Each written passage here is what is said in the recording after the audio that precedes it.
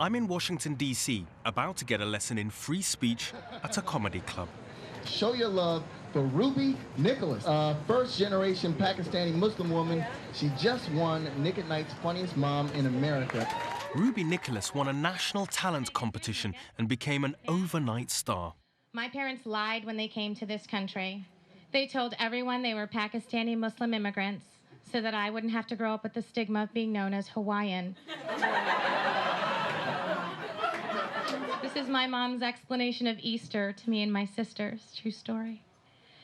Girls, on Easter, the Jesus Christ will come back from the dead. And he will give all of the good children toys in the night. What? No, I mixed it. Shut up, sit down, shut up. Shut up. I mixed it. On Easter, the Jesus Christ will come out of the cave. And if he does not see his shadow,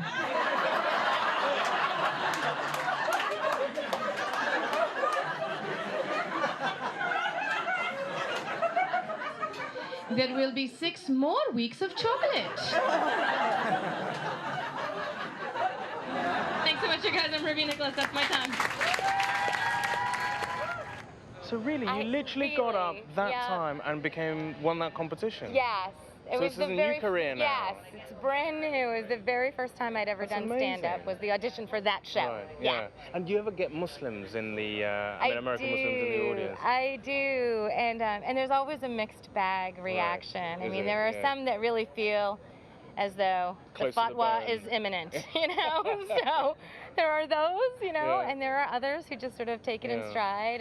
But do you think, I mean, when you say that, what your heritage is, that in some ways comedy is a way to disarm people about Absolutely. Islam? It's a little easier for people to handle some of the Muslim quasi-terrorist types of jokes when you're me and you're like, oh, look, isn't it funny, terrorists? Like it's totally different than, a guy with a big beard and a fierce look in his eye. But also, I mean, is it made sort of other comics suddenly jump in there as well, wanting to sort of talk about Iraq or, Yeah, I mean, I think comics as a whole tend to be a little more political, and a few have jumped into the mix in terms of taking liberties with making fun of, Muslims and the Islamic religion a little bit more than in the past. Opening up the conversation, putting the stereotype on the table was in essence a way to break it down for people. I mean, when I do sort of the subtle stereotyping, I tell a cab driver joke and stuff like that, and my mom called me and said, you should tell people about the contributions that American Muslims have made to this economy.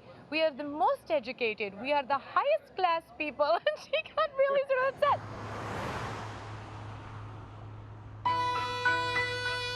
Part of Ruby's act is offending people, and she's very good at it. If she wants to say that Jesus gives chocolate to children, she can.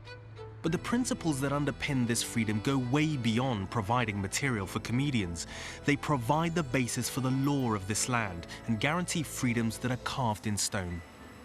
Congress shall make no law respecting an establishment of religion or prohibiting the free exercise thereof, or abridging the freedom of speech or of the press, or the right of people to peaceably assemble and to petition the governments for a redress of grievances. When people talk about the fundamental freedoms enshrined in the American Constitution, this is what they're talking about, the First Amendment.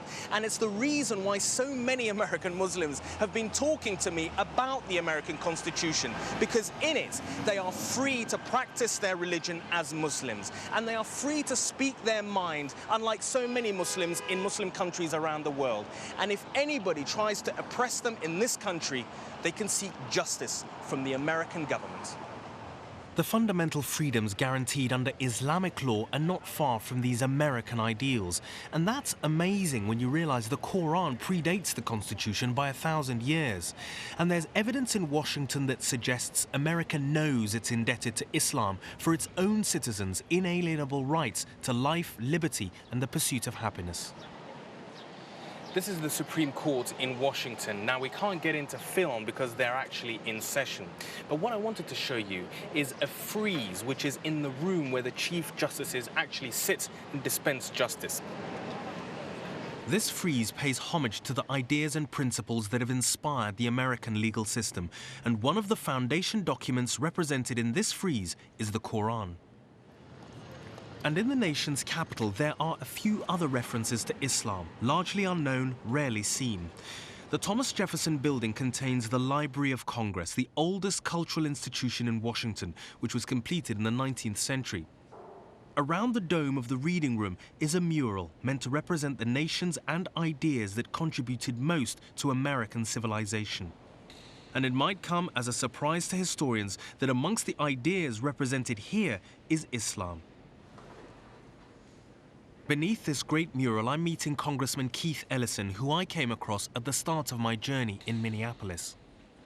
So Keith, tell me about when you took your oath of office, because it was on a copy of the Quran and not just any copy. Well, in fact, it was on this Quran that we have right here before us. And, you know, in fact, this Quran, which is a 2-volume set, has the initials TJ inscribed right here, Thomas Jefferson. And so, you know, we said this is... What was your reaction when you found out that one of the founding fathers had his own copy of the Quran? Rageh, I was gobsmacked.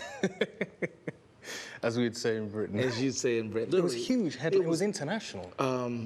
I didn't have much appreciation for why it would be a big deal that a Muslim would be elected to the United States Congress. I thought the issue was going to be color. And I thought, wow, we've really made some great strides in terms of racial justice when people don't care that I'm black anymore. They just want to talk about religion. But do you think, Keith, that for all the grassroots activism in the Muslim community, that at a national level, the fact is that most Americans are still afraid of Islam? Americans, I think, are subject to fear, just like any people in the world. But I think there's this deeply rooted tolerance in people, and we've been through a momentous civil rights movement. We've been through all kinds of social change movements, all marching the country toward a greater level of equality. And I think people are just not ready to try to cut anybody out of the deal. But the fact is, in the European context, what it means to be a Brit or a Norwegian is fairly tightly defined. They wouldn't look like you and me on right, the whole. And what it means to be of that nation you're a certain color, a certain culture, a certain faith. Yes. But in America, we're coming all cultures, all colors, our faiths. Even the most conservative American does not question my authenticity as an American. Now, we impose social hierarchies and economic hierarchies. We're not saying we have social justice heaven here. We don't. But the fact is, we don't question our authenticity as Americans. On this journey, I've met Muslims who've made me rethink my prejudices about America. Muslims here realize something the rest of the world and possibly other Americans have forgotten. This country was born out of a revolutionary moment. Settlers first came here fleeing religious persecution. They overthrew a colonial monarchy. They based their constitution on the ideals of the French Revolution and radical thinkers like Tom Paine, John Locke, and yes, the Prophet Muhammad. But there's a much more recent moment in American history that has come to define America's relationship with Islam.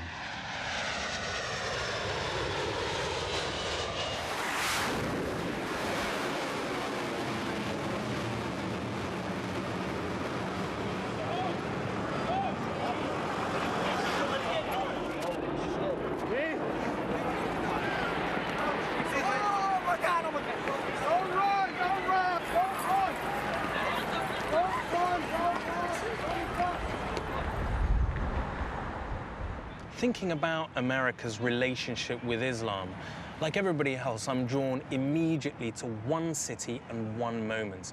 And the events of September the 11th, 2001 in New York City changed that relationship between America and Islam forever.